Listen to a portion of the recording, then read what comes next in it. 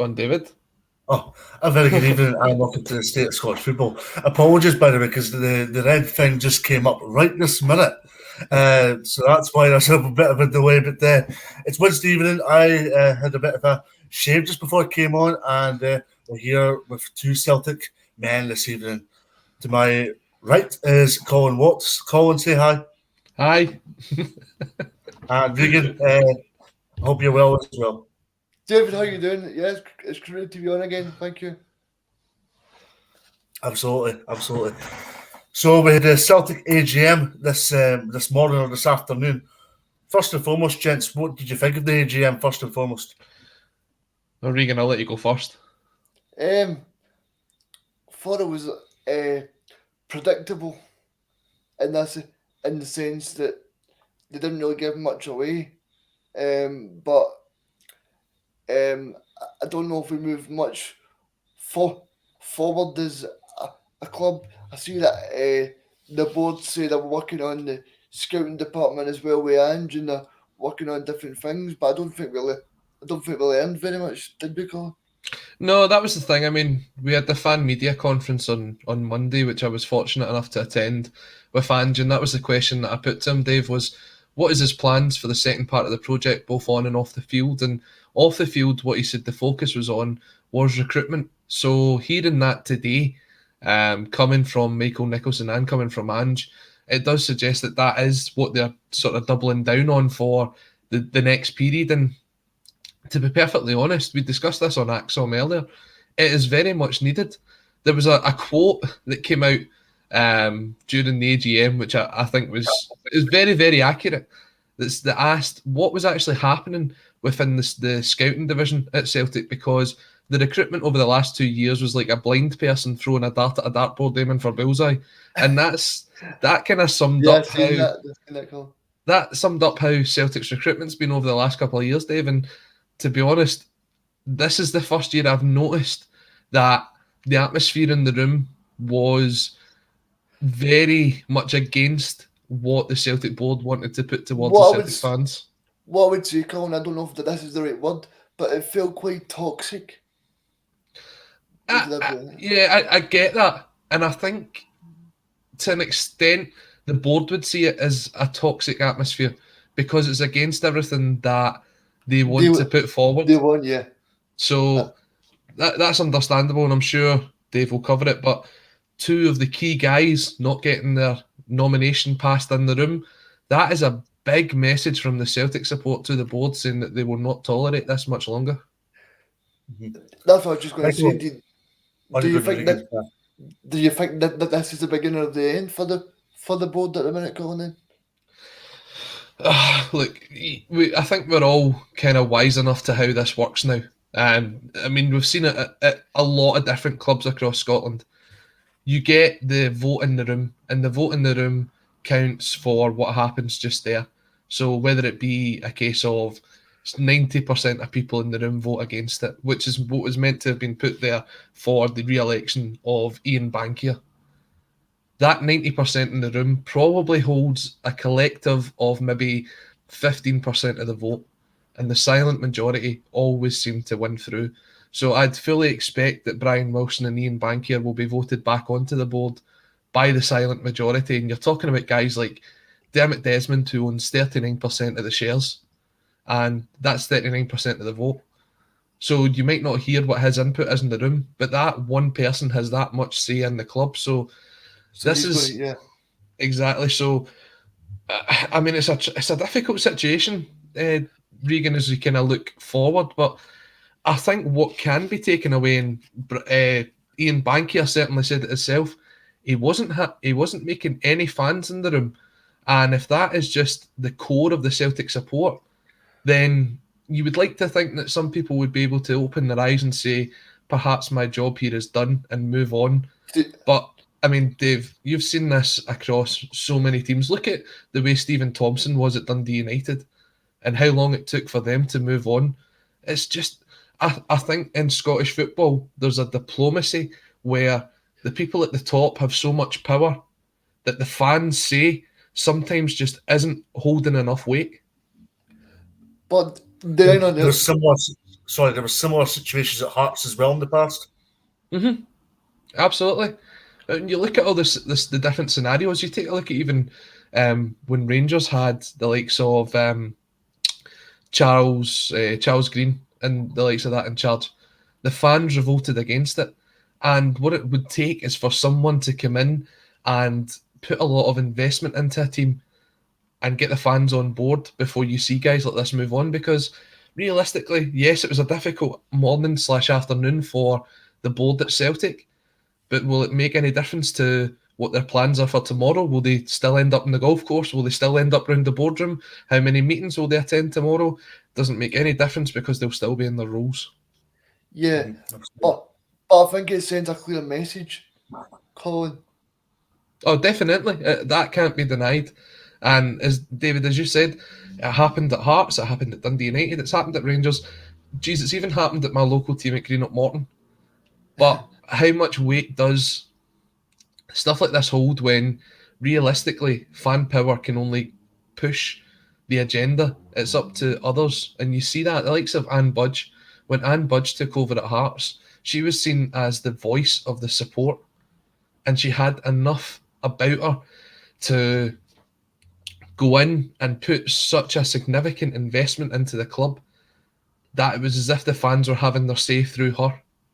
There isn't that at Celtic. There's not going to be someone who's sitting there at the minute with 50, 60, probably even, I don't know how much it would cost to go in and make a significant investment in Celtic, but there isn't someone there just now with that power that could go in and say, I am the voice of the fans and I'm going to work out like a foundation of Hearts, whether it be through the Celtic Trust or beyond, to go in and have the fans that chance to have the say in how the club's run. There isn't someone like that just now. So I don't really know what the next steps forward are, apart from it does look as though both Brian Wilson and Ian Bankiers, with the fans, certainly their positions are untenable. And I see that they stated that Postecoglou was Peter Lawwell's man as well. What did you make of that, Dave? Sorry, Reegan, I wasn't listening to what you said. So they said that Peter Lawwell was Postecoglou's man.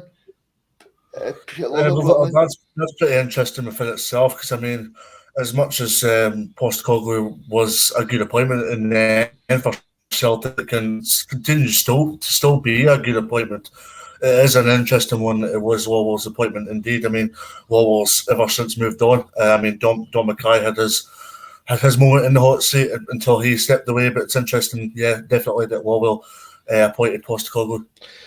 The way I look at it is when Ange Postecoglou was appointed as Celtic manager, he was sat there with Dominic Mackay, whose name was not mentioned once at the Celtics AGM today.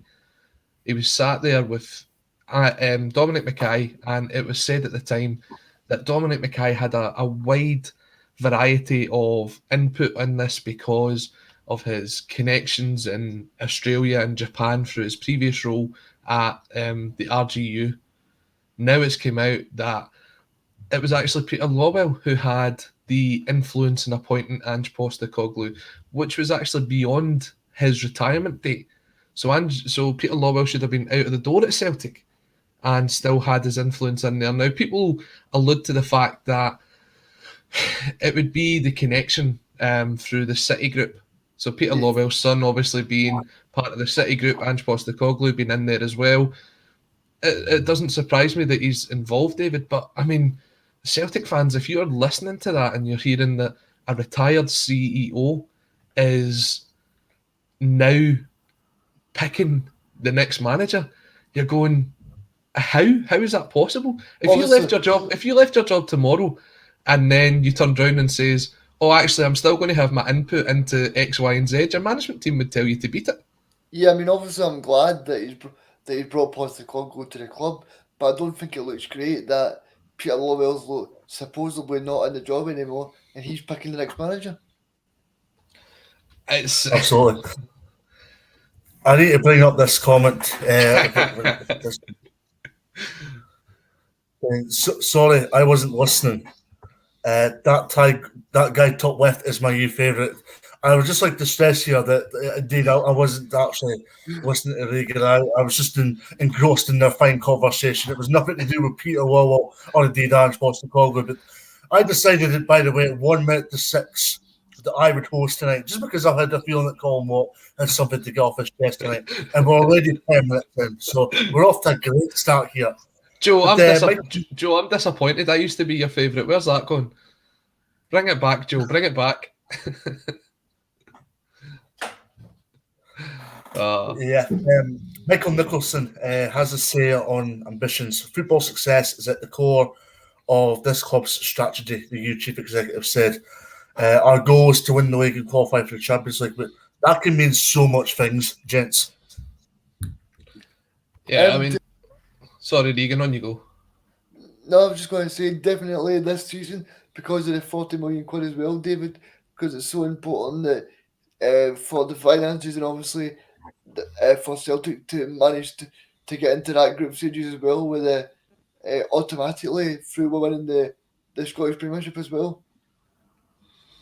I think when you look at it, David, I mean, Nicholson's came out and said that, and by the way, it has to be said that I don't know if it was a slip of the tongue by Celtic or if it's their way of officially announcing it, but Michael Nicholson was portrayed as the CEO of Celtic Football Club today. So whether that's an official announcement that the club's not made yet, or if it was a slip of the tongue because he is supposed to be the acting CEO, then we'll see how that one progresses over the next couple of days. But Nicholson's came out and said that they want to be a Champions League club. Ian Bankier, on the other hand, has turned round and says Celtic and other sized teams get pasted in the Champions League. So what's the point? Imagine being a chairman of a Scottish football club and saying, if we make a Champions League, it's great for the money, but we're just going to get turned over every week. See, Colin, that's why I don't think he should be involved. Because if he's not got that ambition to get Celtic where they want to go, what's the point of him being there every day? What's the point of him? Dave, can you imagine Dave Cormack comes out and says that about Aberdeen? There's no point in making the Europa League group stages because we'll just get beat. What kind of attitude is that meant to be if you're the focal point of a football club? Yeah, I mean, if Dave Cormack came out and said that, he would get a lot of unpopular Aberdeen fans. Cause, I mean, he has came out and said the right things, and he has came out and be controversial, as we all well and truly know. But if he was to come and say we weren't in a position to qualify for Europa League, he would leave a lot of Aberdeen fans very frustrated and disappointed indeed. And the chairman continues, Ian Bankier, of course. You can't write Celtic off after one season. He adds that the balance sheet of the club is in a strong position despite COVID. But when you look at Celtic on the park, it's not a transition. Transition is not the right word here. But I look at this by saying that Celtic do need to improve matters on the park in order for things to improve off the park. Yeah, I think that kind of comes part and parcel. As Reegan said, it's a £40 million cash prize at the end of the season. Whoever wins the league will qualify for the Champions League. And that prize goes up every single year because the prize money in UEFA just continues to grow and grow. So if you're bringing in £40 million one season, if you invest in Scottish football, you realistically only really need to invest half of that to guarantee that you get that prize again next year. It's all about kind of I'm trying to remember the kind of phrase here. It's totally slipped my mind. But speculate to accumulate. At Celtic, that's what they haven't done over the past number of years. They kind of look at the Ajax model as a team to sort of base themselves on. And when you look at Ajax, they've obviously got those players that have got the emotional attachment to the club. Guys like Daley Blind, guys like even the likes of Van der Sar when he went back there towards the end of his career. Quality players. Huntelaar being another one that will go back and be part of their team because that was their team growing up. They're coming towards the end of the career. They always wanted to play for them. But what they also have is they have these young players coming through that catch the eye of a Man United or a Liverpool or a Barcelona and Juventus, and they get that money back. So if they've spent maybe, I don't know, £15 million on Dusan Tadic to get him in, the money that they've sold on their next youth player who has scored maybe 1 or 2 goals in the Champions League last season, they get £30-40 million for that player. That's something Scottish football doesn't do enough of. They No. don't properly invest in the youth systems and bringing in quality players. If you look at it, we spoke about this earlier on in Axom, so I know I'm maybe repeating myself for those that watched, but you look at the likes of the strikers that came through Celtic Park over recent years. You'd Odsonne Edouard and you'd Moussa Dembele. Those two were very similar strikers. So when Moussa Dembele was ready to go, Odsonne Edouard was up to that level and coming in.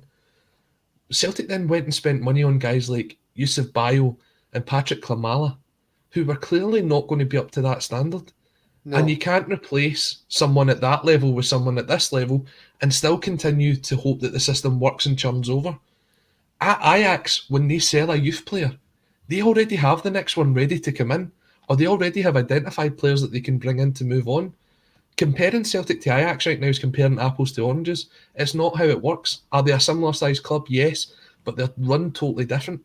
And if Celtic want to get to that level, they have to look at the system behind the scenes, the recruitment, the scouting, and get to that level and invest in it properly. Yeah, You can't. See, even though Don Mikhail, he's away from Celtic, he said that Celtic need to focus on Brentford, and I tend to agree with him, Colin, because Brentford's a good model. They identify players on statistics, on the performances as well. I think that's something that Celtic should do as well, because if you look at our scouting system, we've still not got a head of scout or a director of football either. Yeah, I mean, David, you've got Y Scout. I mean, that's available to so many different professional football clubs, and it's so easy to use, but yet it doesn't seem to be an effective tool in Scottish football so far, does it? Does Celtic use it? I'm not sure. I don't think so. Because I'll tell you what, having seen the resource from my own self, having done I use it a lot for my media and obviously go to games at the weekend, and it's a very valuable resource, sorry, and it does help in terms of finding out players. But not only that, you don't just find out players in Scottish football; you find out players from all over the world. I mean, as long as you've got all the necessary upgrades or whatever have you, you can see any player from any part of the world. I mean, there's the technology's definitely out there. I don't know which level Celtic are at the minute, but it doesn't sound, and Reegan, you obviously heard it from Ange as well, it doesn't sound as if Ange happy's with the way that it is set up just now, and it's certainly an area that he looks to improve. No, because if you look at Ange, right, everybody's saying he's doing great, which he is, but I think he's also doing well in the circumstances he's been put in, because he's not got a backroom team, he's not got a scout, he's not got someone in beside him, and he's also not got a sports science. He had to go out and get that. Is it like I think it was someone from Morton as well. So you've got so many things that Celtic don't seem to be forward planning, and it's coming back to haunt them again, and people will wonder what. And it's the attitude that me and David spoke about last week, where Celtic are just happy to finish above Rangers, but I think that's the problem. Whereas they're just saying, "Oh well, as long as we finish top of the league, then that's better for us." But if you look at someone like Ajax or Brentford, they're looking to go from strength to strength for every year. But then I would beg the question to see if Celtic are doing the exact same, Colin. Dave, see if you look at it and you compare watching a Celtic team from even 10 years ago to a team now, what was the more attractive football coming from it? You'd say it's definitely now, but what was the more successful in Europe? The more successful in Europe was 18 years ago under Martin O'Neill. There's no question about it in terms of the momentum, the mentality, the Even under well. But then what I would say as well, and this is no excuse here, I may add, but what I would say is the game's evolved big time in 18 years. Also, what I would say is there's not enough grit, there's not enough this in the belly to go out and do well for Celtic Football Club or indeed any other football club for that matter. Paul, Dave, even under Gordon Strachan, Celtic done well with players like Steve McManus, Massimo Donati, and you're not. I mean, Colin, you're not telling me that Massimo Donati's a better player than any of the players we've got at the moment. Yeah, I had a wee soft spot for Massimo Donati Reegan. Don't you start on that. I loved his chant. But no, you're right. I mean, you look at the Celtic team that's there now, and obviously it is still part of the redevelopment cycle, but Celtic fans aren't expecting to go to a Champions League and be a last 16 team. They're expecting to probably beat a Ferencváros in a playoff, though. They're expecting to put up a fight against Sparta Prague instead of getting turned over 4-1 home and away. So for Ian Bankier to come out and say that Celtic and other sized teams get pasted in the Champions League, he only has to look back to last season and see that they get pasted in the Europa League as well. And a lot of that comes down to the backing that they give the fans, they give the manager in terms of recruitment. Colin, I'm going to say something to you right now. It's a team, Dinamo Zagreb, who are in Croatia. They got to the quarterfinals of the Europa League last year and beat Spurs by 4-0. So you're trying to tell me that a club like Dinamo Zagreb can get to the quarterfinals of the Europa League and beat Spurs by 3-0? Sorry, Colin, but if we are saying that we're a similar sized club in Europe to Dinamo Zagreb, then I'm sorry. Yeah, I totally agree with you. And I think there is one more I know we're 20 minutes in, and thank you to everyone who's joined us so far, but there is one last sort of big point that came out of today's AGM that I think is definitely a pertinent story in Scottish football, and that is the potential appointment of Bernard Higgins to Celtic Football Club. Now, we've already seen the protests that have taken place so far by the Celtic fan groups at this potential appointment, Dave. The question was asked today to the Celtic board. Could they categorically deny that Bernard Higgins was part of their consideration as part of the hiring process? And they couldn't. If you're a Celtic fan hearing that, the shivers go down the back of your spine. Well, me and you were at Dens Park 10 days ago now, when tennis balls were getting chucked in the pitch. You as a fan, you were probably is embarrassed the right word? I don't know, because I'm obviously not a Celtic fan, but I would probably say embarrassed is the right word from a neutral perspective. For me, I was in the press box that day in question. It looked terrific. It looked terrific for a way we want to run our game, the state of Scottish football. Sorry for the pun there. But it looked terrible for that point of view, because, I mean, we want to be growing our game and we want to be in a position where we want to be positive about everything that's associated with this game. But then certain people are tarring the same brush, time and time again, unfortunately, which is unfortunate. But these things need improved, and for these things to be improved, there needs to be some sort of stability at boardroom and indeed on the playing field. And for the boardroom side of things, I think the Celtic fans made it very clear at Dens Park 10 days ago that they weren't happy with how things were evolving with the Higgins appointment, and you'd like to think there was been some sort of judgment made by now. I mean, what happened in that day in question was enough evidence for me to suggest that Higgins is no welcome at Celtic Football Club, and you'd like to think the same thing will happen, not this Saturday because they've obviously got St Johnstone, but you'd like to think the same thing will happen on the 27th. If you're at home that day, you're at home the 27th? 28th at home, Aberdeen. Hometown. Oh, sorry. You'd like to think the same. You're running away from that one there, Dave. Right. You'd like to think the protests will keep on going and going until there's a resolution to this. I think so. I think, and having heard from some of the fan groups, that this isn't the end of the protests. There certainly will be further down the line. Obviously, this weekend will be an emotional weekend for Celtic fans. As they go to Hampden and pay their respects to the late, great Bertie Auld. I believe it's been confirmed that Celtic will be able to wear the number 10 on their shorts this weekend in remembrance of Bertie Auld for the wee 10:30. So I don't anticipate that there'll be anything at the semi-final. I think that would be probably taken in bad taste by a lot of Celtic fans if that was the case. I think this Saturday, as much as it is the semi-final, it will be a time for a lot of Celtic fans to pay their respects to the late, great Bertie Auld. But as you said, the Aberdeen game, that might be a tricky one as well, because it's the first game, the home game back after that as well. But the message has been clear and it's been put to the board. Bernard Higgins is not welcome at Celtic Football Club, and I don't think he would be welcome at any other football club across Scotland for the way that the Offensive Behaviour at Football Act was endorsed through Scottish football and the people that suffered because of the way that he put the rule into action. So if the fans keep going, the board cannot continue to just sit there with their fingers in their ears and pretend that nothing's happening, because it's just only going to continue. Mm-hmm. Yeah, no, totally. I just want to mention something, Colin. You spoke about the protests at the last home game. I thought it affected the players, because if you look at the first 30 minutes of the game, I thought the place was so quiet, Colin. I think it went on to the players. That would be the only thing that I want to bring up on it, Colin. Yeah, I mean, I've already took responsibility for that first 30 minutes, because I was in one of the padded seats on for that game, and every time I've been to a padded seat, the game's finished 0-0. So I should have known this before the game. I should have told you all to stick it on the bookies.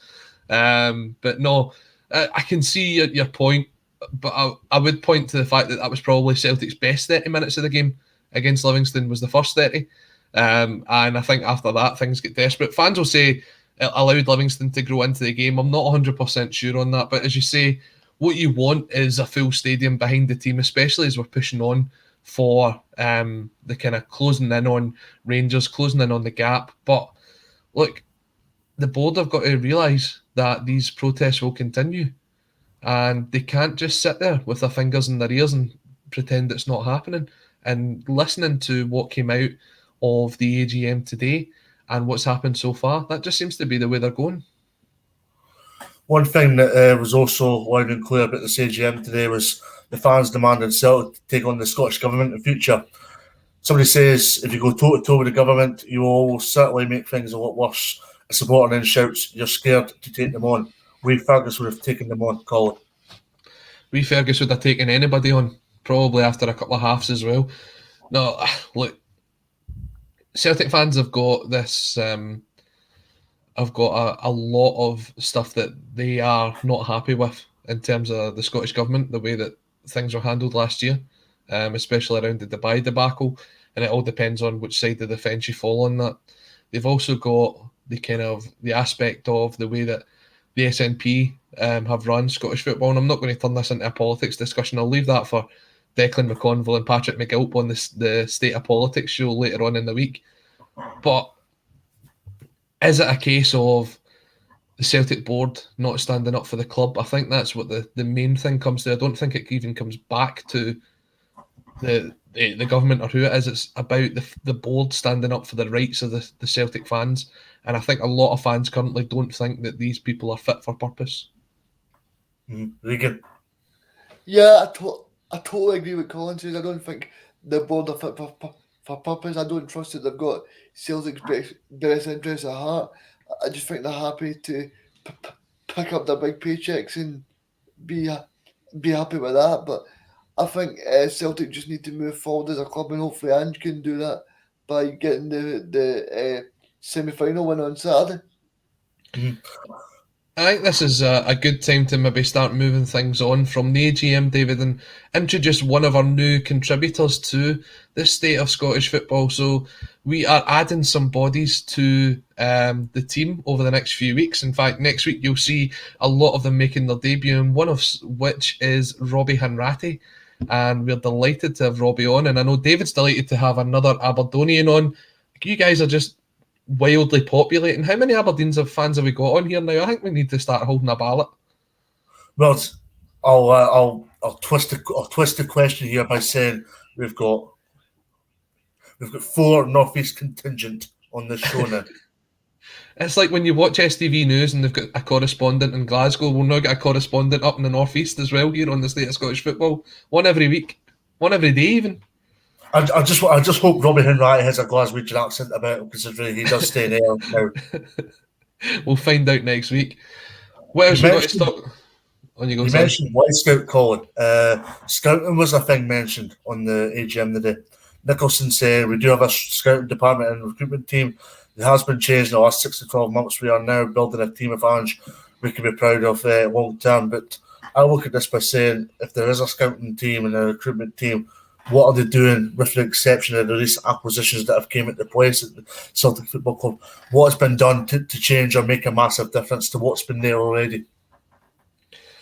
I think it's a difficult question. In terms of recruitment and scouting, at the minute it does seem as though, and someone raised this point earlier on, Ange Postecoglou's currently taking on not only just a manager's role, but a sort of director of football role as well, where he is looking at the potential players coming in. He's also looking at his own backroom staff as well.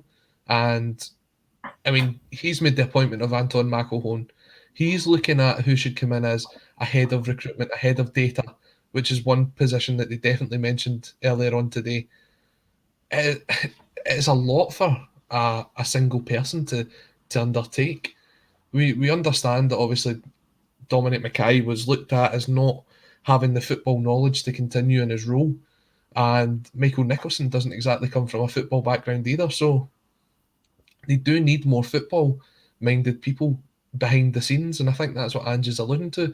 There's only so much of work that he can do himself, and if you're a Celtic fan, what you want Ange to be doing is to be looking at the players that's on the field and look at the development he's managed to get out of the likes of Tom Rogic, Anthony Ralston, already this season, and spend his time doing that, because that's what he's paid to do. He is the head coach of Celtic Football Club, and have people that he can trust in the background team that he says, I need a left back, I need a centre forward. They know the kind of criteria of the player that he wants, and they'll put it up to him, and then he can pick from that, instead of him having to go out and actually identify guys from players that he's played, he's managed or has watched play before from previous leagues. Absolutely. Reegan, if you get anything to add on? I'm just going to ask, so how much do you think Celtic will spend in January, Colin and Dave? I'll let you go first, Dave. Yeah, I've made the point in this show a few times now that I feel they do need to go and add in certain areas. Me and Colin, I think, made the point a couple of weeks ago that defensive midfield in particular is one area where we could be strengthened, because they do look a bit vulnerable at the back still. So in terms of defenders, we've all made our thoughts loud and clear on this show, and indeed on the Celtic state of mind with regards to the defensive capabilities of the team at the present.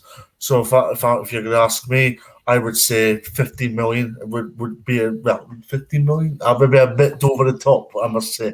I would say, well, I think 8 million would be enough. I'll take 15. Keep that thought process going, Dave. I'd take 15. Okay. No, I think we're in the same ballpark. I think Celtic need to bring in somewhere between 4 to 6 players in the January transfer window, and I think to do that, including loan spells, you'd be looking somewhere in the region of 8 to 10 million pounds.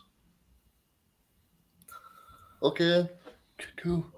I've just been a wee bit ambitious here, Reegan. You know me, I love ambition. Million, Dave.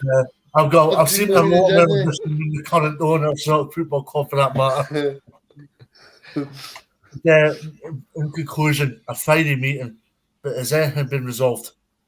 No. I don't think so, No. Absolutely.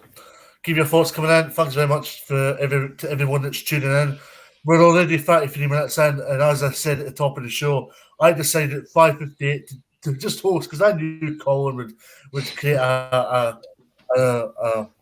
Starry night. So next up is Giovanni van Bronckhorst potentially going to the Rangers. Now, the reason why I'm laughing is I was at Tardis last night for Scotland-Belgium under 21, so I was on the group chat saying, is that Van Bronckhorst over there? And was it? Well, going by the papers, I don't think it was, because it appeared to me that he wasn't in the country last night. This one seems to be dragging on, doesn't it? I mean, we're coming up to a week now since Gerrard left Rangers. I think Van Bronckhorst has definitely been identified as the number one target over at Ibrox. You've got a big semi-final coming up at the weekend, and it looks as if it will be Jermaine Defoe leading the Rangers side out against Hibs. I mean, if you're a Hibs team, you're thinking this is a big chance. As kind of Rangers team that might be unsettled, considering Gerrard has left and all the coaching staff has left as well. But can you bring someone in tomorrow or Friday and then have their first game as a semi-final? It's a difficult one. I can't think back to the last time I can think of a manager coming in their first game was a big game like a semi-final. I mean, even Paul Heckingbottom got to stay on and take that semi-final for Hibs. Now, I must say, it's two different games in terms of magnitudes here. But I must say, John Hughes got the Dunfermline job last Friday, and then Saturday went to Inverness and picked up a 2-1 win with only one training session, so it can be done. I mean, it can be done. If you can do it in Inverness, can you do it at Hampden? That is the big question. Reegan. See one of the things for me, Colin, that you spoke about, the time it's taken.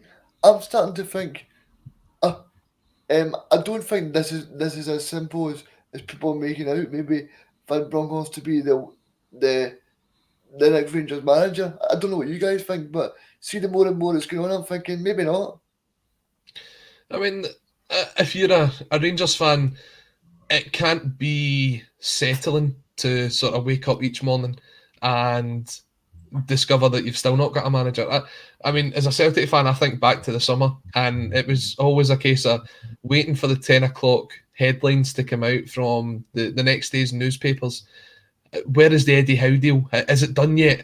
Is Eddie Howe managed to come over? And this is very much remembers, has got the kind of remembrance of this in the summer, although as Celtic fans are very much well aware, that deal did not go through and Ange Postecoglou's came in, and most Celtic fans would say Ange Postecoglou is probably the better signing over Eddie Howe.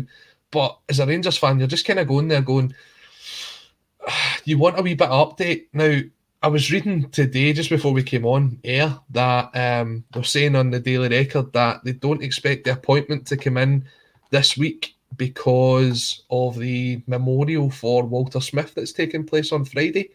Right, okay. I don't know if that's something that you want to...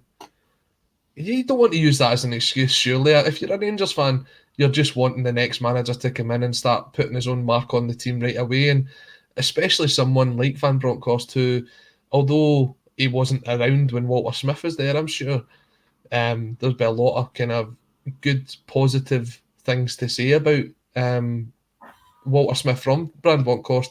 And I don't think it would take any shine or anything like that off it. Surely it's just a case of getting the deal done. Does this have a Eddie Howe symptom to it? What I mean by that is, if this drags on and on and on, Van Bronckhorst is the clear favourite for this job, but does this have an Eddie Howe symptom to it?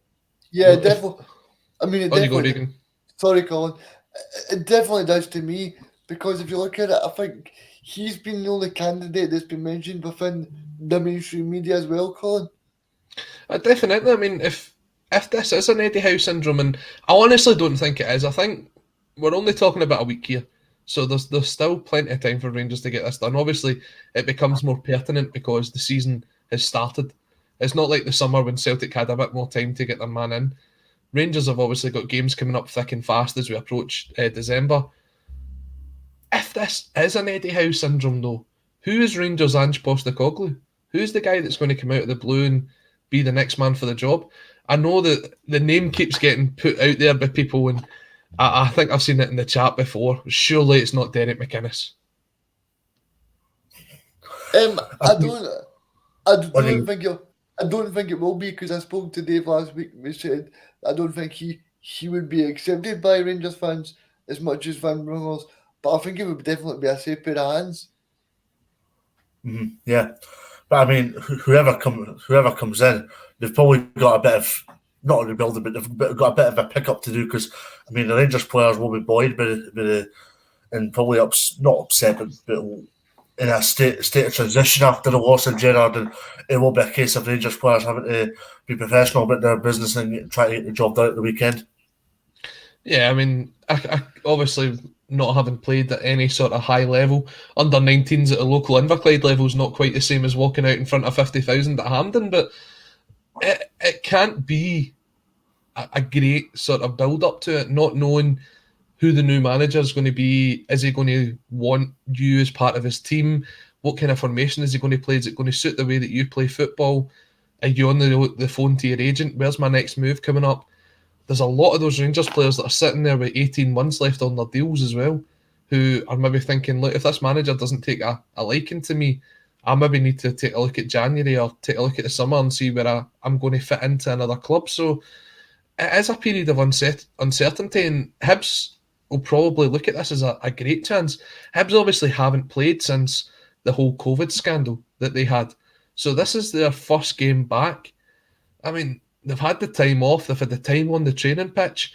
Jack Ross, one of the big criticisms of Jack Ross, I'd say so far, David, is the fact that he's making a very good Hibs team, but he's just not doing it in the Cups. I don't know if this is getting embargoed beyond tomorrow, but I did an interview with Josh Doig after the Scotland Under-21s game last Friday, and I asked Josh the question. I was like, Josh, do you think you've had a bit of a fresh impetus after obviously the COVID layoff? And he thinks they have. He thinks they've had a strong impetus, they've come back fresh. There's been a lot of Zoom sessions, he said, and then obviously they've been in the training grounds doing the work required, but they probably do need a big win. They're due a big win Hibs at the weekend. Yeah, I mean, sorry, Reegan, when you go. No, I was just going to say that obviously you spoke about Jack Ross not having a good record at Hampden. I just don't know if it'll be psychological for him because obviously in their last defeat at Hampden, they got beat 2-1 by their closest rivals. So I just don't know if it's psychological in terms of it's a barrier to the players that they can't seem to get over the line at Hampden. And you'd like to think that if this was the weekend where they were able to go over that, then it's something that's been long coming for Jack Ross at Hibs. I mean, how many semi-finals is that he's lost now? That was 2 last season, and then was it 1 in his first season as well? They are a good side. Hibs are a very good side. But when it comes down to it, when they come to Hampden, when they come through Edinburgh, when they come through from Edinburgh to Glasgow, they just seem to freeze. And I mean, Dave, you saw this every time Aberdeen came to Glasgow for a number of years, even under Derek McInnes. It was poor. I mean, how many times did Aberdeen go back up the M9 or the A9, sorry, with their tail between their legs after being handed a kind of cuff in Glasgow, and then a couple of weeks later you'd play them at Pittodrie and it would be a very close game. There is a psychological aspect to it. Regan's got a really good point. And I think Jack Ross is starting to feel the McInnes repercussions that, of course, McInnes saw in front of his own eyes when in charge at Aberdeen. Because, I mean, McInnes got off to a very good start, not in terms of...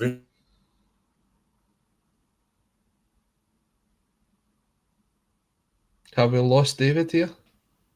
David, are you there? Sorry. Hello, sorry. I don't know what happened there. I was touching the... That was Derek McInnes. That was Derek McInnes cutting off your internet. So I was saying that, I think it's been difficult for Aberdeen because Derek McInnes, he didn't have the best record there, but obviously he beat Rangers a couple of years ago, which is a big win for him. But obviously it's been difficult. But for Jack Ross this weekend, I think it's going to be a difficult game because as much as Rangers have not got a very good coaching setup at the moment, I expect the Rangers to win because they've got much better players than Hibs. But as Colin said earlier, it's a big opportunity for Hibs with Rangers not have the manager. So as I was saying before I get caught off there, Jack Ross is beginning to get a Derek McInnes repercussion here. So when McInnes was winning games very well, or of course reaching cup finals, but just come up short, everything was fine. When McInnes was starting to lose semi-finals, such as Motherwell 3-0, he was starting to get a bit of pressure. Jack Ross is starting to feel a bit of pressure at Hibs. Yeah, definitely. Well, that can't be denied. I think when you look at it, Hibs are on a kind of losing run. Was it 3 or 4 games without a win? That performance it's against Celtic when they were 3-0 down. Look, the Hibs fans came away from that, and I had to walk through them because that's where I was parked, and I was listening to them, and some of them were saying they should have scored 5 and 6. But that is the way that Hibs play football. They are an attacking side, but at the back, defensively, they've been a shambles so far this season. I think it was really interesting to me to see Ryan Porteous being called up to that Scotland team because I don't think he's earned that so far this season. I know he's someone that's got a big, bright future ahead of him, but so far he's one of the reasons why that Hibs team's conceding a lot of goals. Yeah, I mean, just touching on that, Colin, I was scared in case he was going to come on and make one of his stupid tackles and cost Scotland the game. But yeah, it's a strange one for him to be called up. But I suppose Scotland are in the playoffs, and that's definitely all that Steve Clarke will be caring about, Colin. Definitely, and don't worry, Reegan. Considering how late Ryan Porteous' tackles are, there's every chance we could still see one later on in the show.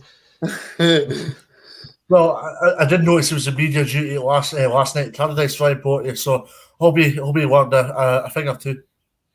Well, we'll see how that one goes, but he's got a lot to do if he wants to be a consistent member of that Scotland team, because so far this season he's just been, some of his defending's been criminal, but fair play to him, he got called up, and as Reegan said, the most important thing was the 3 points that Scotland picked up on Monday night. Mm-hmm. On to Scotland, 6 points for Scotland first team, but 6 points across 2 days for Scotland first team and Scotland under 21s. It's been a great week to be Scottish, gents. Colin. I mean, absolutely. I mean, until a couple of years ago, I have to admit, I wasn't the biggest fan of the Scottish national team. But in recent years, now we're in tops. Exactly. In recent years, I've found my patriotism, and it's been a delight to watch that Scotland team. I mean, there was a spell of football in that game against Denmark where they were passing the ball about as if the grass was carpet. It was silky football. And if Che Adams had only just cut it back to Robertson, he'd have probably put it over the bar.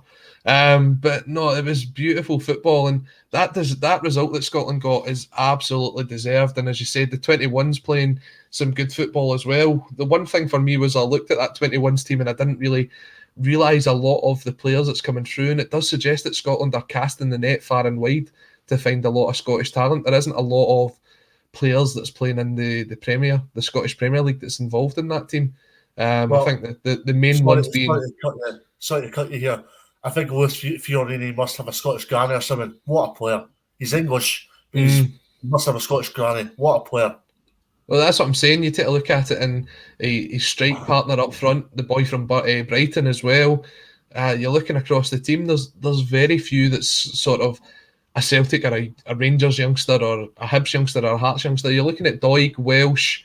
That's about it. But then the kind of upside of that is a lot of these youngsters are now making the progress quicker into the first team.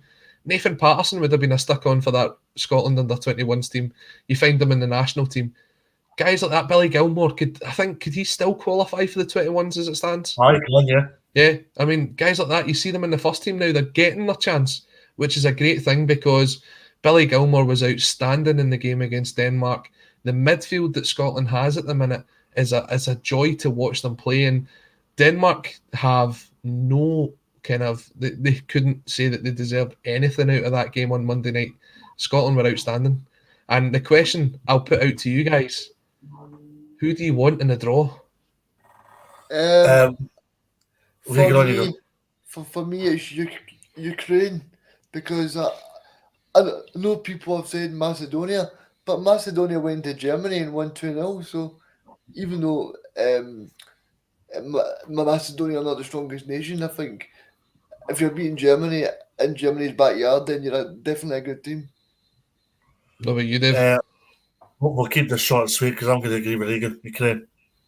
Oh, do you know, I've looked at it and I fancy the Czechs. I want the Czech Republic. Colin, I've just got visions of David Marshall slipping off his line and that guy putting the ball in the back of the net again. Patrick Schick, no, I want this. I want our time for revenge against the Czech Republic. I think North Macedonia is obviously an option that's out there, and as you say, they can go and play, and they played really well against Germany, but overall you'd like to think in the case of 90 minutes that Scotland would be able to get the job done. But no, I've just got this sort of thing. A full Hampden against the Czech Republic, that would be lovely. If we do get past this round, the likelihood is you'll be playing a seeded side in the final. And taking a look at the seeds, there's some big teams in there. You've got Italy, you've got Portugal. Looking at it, I think our best hope, and I say this in the sort of the nicest of ways, if you're going to get a seeded side, we make it an unseeded side, who knows? I think Wales is a tie that you want, and that, if you could get that at Hampden, that would be even better. Yeah, because I think we'll definitely want Roberto Mancini's team to get beaten the playoff semi, so so we don't need to face them in the final. But yeah, I think Scotland are doing really well under Steve Clark, definitely, Colin. What does the next 4 months look like for Scotland players in terms of doing well for their clubs? Do you think there's any potential youth players going to come into the system come March? What does the next 4 months look like? Do you feel, Colin? I'd say that you take a look at Billy Gilmore, and he must be jumping up and down at the fact that Dean Smith is now the Norwich City manager, because he wasn't getting any game time under Daniel Farke. And now that he's getting that game time, I think his loan will continue out. I know there was talk of maybe Chelsea bringing him back in January, but I don't see that happening now. I think he'll get the regular game time. And if you're a Norwich fan, you're watching that Scotland game, you're saying, why is that guy not playing for us week in and week out? There's every chance they wouldn't be in the position that they're in if he was playing. So that'll be an interesting one. The one that I'm very much concerned about, though, is Scott McTominay, because I think Manchester United will go under a change of management very soon. I think there's been long ongoing discussions that Brendan Rodgers may be the next Manchester United manager. There's been talk that they're looking at that position as a position to strengthen. As you go into the playoffs, can you afford, if McTominay's only getting 5-10 minutes every other week, can you afford to put him into the Scotland team right away, considering that he's not getting the game time in such a big game? Or do you go with someone like, I don't know, Callum McGregor, Ryan Jack even, who I expect to get a lot of game time at Rangers once he's fit again, and sacrifice the quality that McTominay's brought? Because every time he's played for Scotland, I don't think he's let the side down. Reegan? But Colin, who are you playing instead of McTominay at Man U then? Because for me, I'm definitely not playing Fred instead of McTominay. No, I think they'll invest in that position in January. I think they'll bring in another defensive midfielder, and McTominay will be the one, unfortunately, probably, that drops out. He's playing week in, week out just now, and as you said, I would pick him every single day of the week over Fred. But I do get a feeling that when the change comes at Manchester United, and it will come, I don't see Ollie seeing out the season, you will find that maybe McTominay's the one that gets lost up in the shuffle. I don't see him seeing out the season, Colin. I agree with you with that, but what I'll say is they've got a few favourable fixtures now, so he's got a bit of favour in the bank that he's playing Watford, who are bottom of the league. I think it's Newcastle. So he's got a few games to build in and maybe get 6 points and maybe get the fans back inside. And then you speak about these 6 points, Dave. They were done without the best player on earth. Lyndon Dykes, he was unavailable for that tie. Oh, it took you a minute to catch on. He's going to win us a World Cup, Dave. Well, can I just say, there was a point made on Twitter about that. Whoever created that song doesn't have to buy a pint of lager again. It's a cracking chant. I think I seen a video from the Shed the other day with the Scotland fans, and it looked outstanding. Look, Lyndon Dykes, he was such a key part of that qualification programme. What was it, 4 goals he got eventually in the end? And it was 4 in 4 games. He even missed a penalty. He offers a different dynamic to that Scotland team. Che Adams, I thought, played outstanding against Denmark. He held the ball up well, took his goal really well as well. And having the two of them up front causes a lot of trouble for teams. Dykes, I think, will go on and score another 10 goals for QPR this season, because he's got that sort of natural ability about him. Che Adams will probably continue to stay in the Scotland squad regardless of whether he scores another goal between now and the playoff round. But I do think Scotland could be doing with another attacking option. We look at guys like Ross Stewart playing for Sunderland, or even Tony Watt at Motherwell. If Tony Watt scores 10 goals between now and the playoff, can Steve Clark really not pick him for the squad? Yeah, Colin, I totally agree with you. One thing I will say on Dykes is that, see the 4 goals that he has scored as well, they've all been in 1-0 wins or 3-2 victories. So it's not as if he's scoring the goals to get us a point, because he's been a main reason why Scotland have qualified for that. Because you look at when we went to Vienna, we've played Israel, we've played Faroe Islands and Moldova. He scored such important goals as well, Colin. Dave, what's your highlight of the qualification campaign? We've got a group chat, the podcast group chat. We'll only get you invited on, Colin. Apologies for that. It's myself, John Blaisdell, Carl McFadden, and Grant Campbell, for everybody wondering. And John raised the question yesterday: what's the 5 best moments, and who's the 5 best players in terms of who's obviously helped in terms of this process? The biggest win for me, the biggest highlight, was probably going to Austria winning 1-0. I mean, it was a game we were massive underdogs in. We were getting the job done, and that was the most important thing. What about you, Reegan? What was your highlight of the qualification campaign? It needs to be the 3-2 against Israel, because I still get nightmares for that Lyndon Dykes penalty. I still get nightmares every day, Colin, about that penalty, because I don't know why he didn't just smash it, but he just decided to just bloated it. But I think the 3-2 game against Israel, because everybody built it up, so important, and then we went into the whole build-up, all the press saying we need to win this game to secure second spot, and then so that game for me, and then Scott McTominay scoring that last-minute winner as well, Colin. Yeah, that's an iconic moment. And one thing I do have to say before I tell you what mine is for every Scotland game going forward, that must be written into Sky's contract that their assistant commentator must be Ali McCoist. There is no changing that going forward. You could tell the passion that he was given, and I'd take that every day of the week over somebody like Andy Walker, especially when it comes to Scotland. So I've got a couple of key points from the qualification campaign. I think John McGinn's overhead kick against Austria was something that set the tone of a Scotland team that would never give up through this campaign. As you say, McTominay's last-minute winner. But I'd also put in there Dykes' not last-minute winner, but close to last-minute winner against the Faroe Islands. That was the kind of game in Scotland's past where you think of the sort of games that Gordon Strachan was so close to qualifying but lost. The games away at Slovenia and stuff like that. And that was the way that game was going.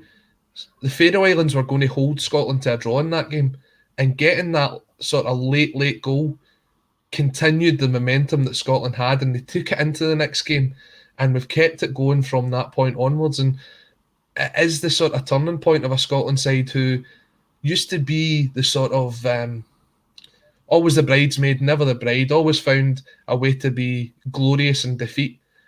But going forward now, you just think, do you know what? See if Scotland take on any team at Hampden right now, you wouldn't back against it.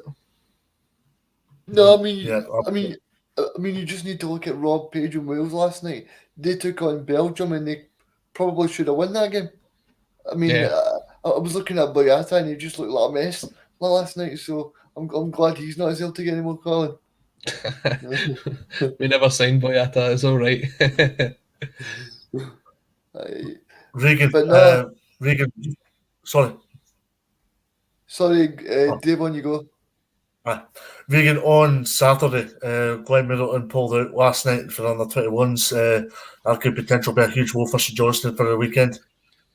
Yeah, I think he's spoke about last week, that goal that he scored in the Scottish Cup final to win that last season, the free kick, and I think he's probably the most important player, I would say, because he scores all the goals. So yeah, I think that's a big blow for St Johnstone, but you can never write them off because they're the second most successful club in Scotland at the moment. So yeah, I think they can definitely do something at the weekend, and you can never write off them when they've got even a goalkeeper that can score goals as well, Colin.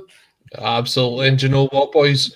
When Scott Howe tells us this, I think that's our time to wrap up for the evening. It's nearly Coronation Street time. We can't have Scott missing Corey. Oh, no. Dave, you want to take us home? Yeah, we're just going to finish off by saying that it's actually funny on today of all days that Rangers chairman Douglas Parks sponsors the SWPL 1 for this year.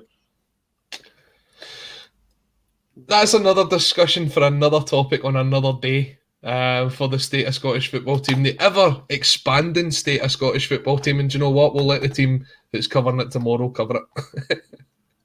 David, that is I me thought and I'd get you. that one in there last, just on the back of a great show. Guys, thank you very much for being on the State of Scottish Football this evening. Thank you to everyone in the chat. Scott, go and enjoy Coronation Street. We know you can't miss a bit of Tyrone. Enjoy Corey. We'll be back tomorrow night on the State of Scottish Football. Until then, take care. Sure.